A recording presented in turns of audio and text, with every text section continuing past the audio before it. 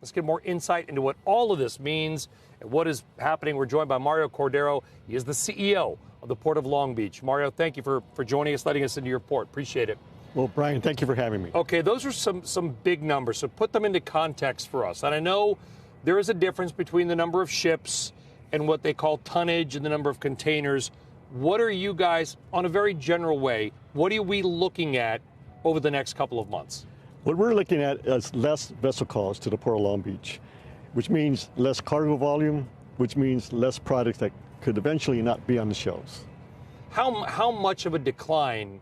We gave some of the numbers. It seems about 20%. Is that a seemingly a correct figure? That's a correct figure. I mean, in the next couple of weeks, that's the number that we're looking at. Those are ominous signs that, again, the trade numbers are going to be low here.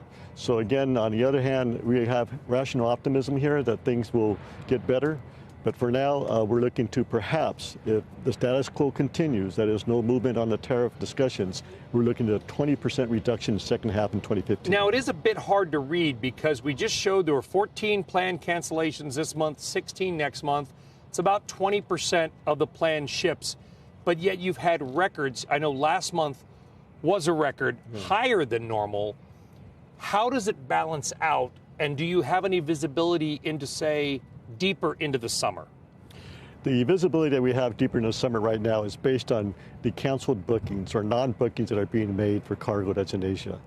The announced canceled sailings by the international carriers. So, for example, right behind you is our state-of-the-art terminal, Long Beach Container Terminal. Ordinarily, you'd have 3 vessels there docked. Today, there's one. Yesterday, there was 0. So that's an indication, again, that the trade war and the concern about what we're seeing is real.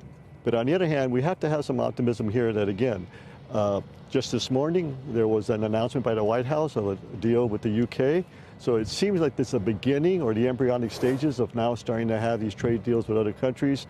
And last, we also hear that they may be coming to the table, China and the USA, to have some discussions with, again, we're all looking forward to it so that we remove this uncertainty that we've been having here for a few months. Well, we have the White House Trade Rep, Jameson Greer, on in a few minutes, so stick around. We're going to certainly ask about that and the UK.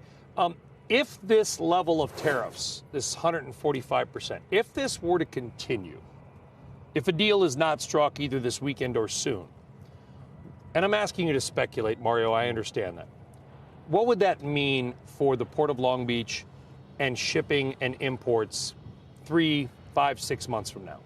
Well, those would be worse scenarios. And to give you some context, let's go back to the year 2020, COVID-19, shelters in place, the pandemic of the century, cargo wasn't moving, no products on the shelves, job loss. That's what we're looking to if, in fact, this is not moving in a positive direction. I'm talking about the discussions. So again, these are red flags that we have here at the Port of Long Beach, the nation's largest container port complex.